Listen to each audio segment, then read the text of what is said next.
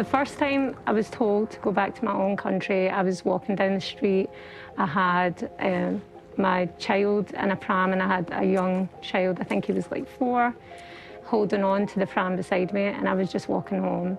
And there was a man on the other side of the street who had a massive dog off his leash, and he had a metal leash wrapped around his fist. And then he was like, yeah, you F off to, you know, like, go back to your own country.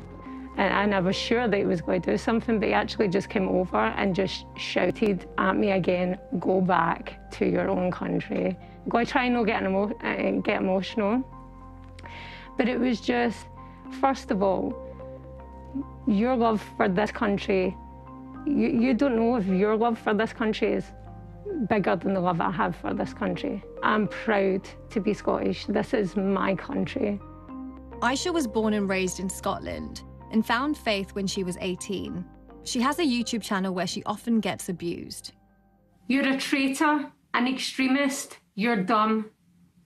You head towel, you ninja, get back to where you're from. You're an influenced little girl who knows nothing about the world. You're a victim, and that's the reason why you turned. When I'm putting videos out online, the comments, the feedback I get is often more negative than it is positive. And that is just because I choose to be who I am. How often do people assume that you're not from the UK? All the time, every single day, every single day. And there's nothing more funny than being in a situation where people think that you don't even speak the language and they're speaking in front of you. If you were in a situation where someone had said to you that you need to go back to where you come from, how would you reply to them? I would say, let's go, let's grab a bus, it's just down the road. You know, my house is just down the road, so come with me. Do you want tea? Do you want to know more?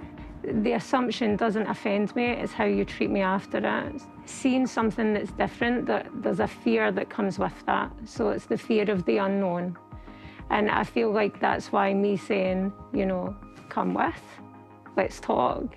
I feel like that will take away that fear, and then ultimately what you get is just two average people talking about differences in life. Aisha's story really hit me in a way that I didn't expect. Just being out and about with her, I saw firsthand the verbal abuse she receives. It was quite aggressive and othering, and I was really angry for her and at them.